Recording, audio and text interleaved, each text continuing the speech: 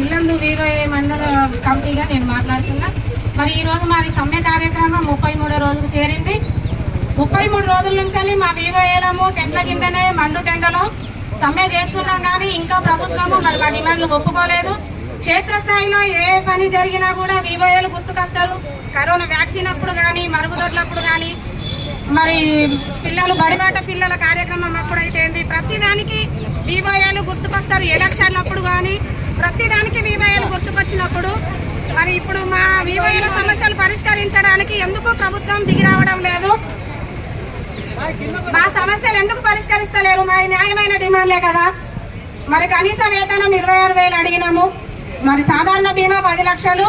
ఎందుకనంటే కరోనా వచ్చినప్పుడు మా వీవైఏలు చాలా మంది చనిపోవడం జరిగింది. అలాంటి సమయంలో మరి వీవైఏ కుటుంబాలు కూడా ఎంతో దిక్కుతోచని స్థితిలో ఉన్నారు. అది దృష్టిలో పెట్టుకొని మరి మా వీవైఏలకు బీమా కల్పించాలి. మరి ప్రభుత్వం నుంచి ఐడి కార్డులు మేము ఎక్కడికి వెళ్ళినా మీరు మీరు ఏం చేస్తున్నారు, మీరు ఎవరు అని అడుగుతున్నారు. మేము ఎవరమని మేము ప్రతి మనిషికి చెప్పలేము. మాకంటూ ఒక ఐడి కార్డు ఉంటే వీళ్ళు పని చేస్తారు అనేది అందరికీ జనాలకు కూడా గుర్తుకొస్తాము. జనాలలో మేము ప్రతి పని మేము చేస్తాము. క్షేత్రస్థాయిలో ప్రభుత్వానికి ప్రజలకు వారధిగా మేము ఉంటాము.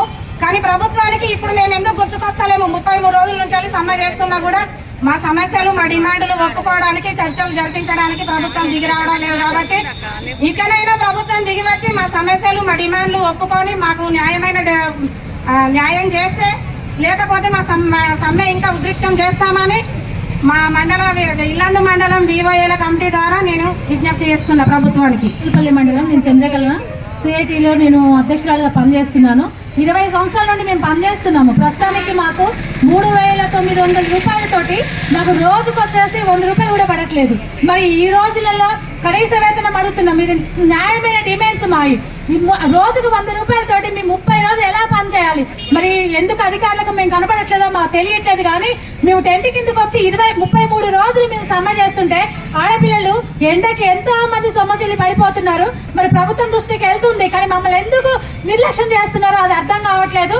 ఇలాగా చేస్తే ఎన్ని రోజులకైనా మేము సమ్మె కొనసాగిస్తాము. అలాగే మేము ప్రతి ఒక్క సభ్యురాల దగ్గర మేము అభయస్థం కట్టించాం.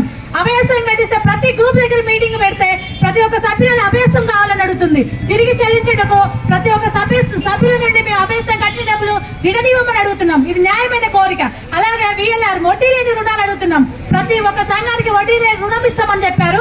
ఇంతవరకు రుణాలు ఇవ్వట్లేదు. 1వ విడత 2వ విడత అని చెప్తున్నారు. అది కూడా బ్యాంకులో పడట్లేదు. అంటే ప్రతి ఒక్క గ్రూప్ చెల్లించినప్పుడు ప్రతి ఒక్క గ్రూప్కి మనకి వడ్డీ లేని రుణం రావాలి. దానికోసం మేము పోరాడుతున్నాము. అలాగే మాకు వీవైఏలకి జీతాలు ఎప్పుడు ఇస్తారంటే 2-3 నెలలకి 4 నెలలకు ఒకసారి వేస్తారు. అదైనా కానీ గ్రేడింగ్ తో సంబంధం. పని మొత్తం 30 రోజులు పనిచేసినా కానీ మేము ఆ గ్రేడింగ్ లేకపోతే ఆ నెల జీతం కట్ అవుతుంది. అంటే ఎంత నష్టపోతున్నాం మేము. ఇదొకటి ప్రభుత్వానికి తెలియాలి. సీసీలో వీరందరూ మేము ఎవరికి విరోధులం కాదు. మేము చేసే పనికి మా పనికి కావాల్సిన ఫలితం మాకు కావాలని అడుగుతున్నాము. కనీస వేతనం ఇవ్వమని అడుగుతున్నాము. మరి ఇది న్యాయమైన కోరిక. మరి ప్రభుత్వానికి ఎందుకు అర్థం కావట్లేదో తెలియట్లేదు. ఇలాగే కనుక మొండి వైఖరి కనుక చూపిస్తే మేమందరం కొనసాగిస్తాము. 33 నెలలు కాదు, 300 రోజులైనా కొనసాగిస్తామనేసి ఈ అందరి చేతులపల్లి ఇల్లందు నియోజకవర్గం అందరి తరపున వీవైఏల తరపున మేము రాష్ట్ర వ్యాప్తంగా అందరూ కొనసాగిస్తామని, ఇలాగే ఉధృతం చేస్తామనేసి కోరుకుంటున్నాం. కల్పించాలి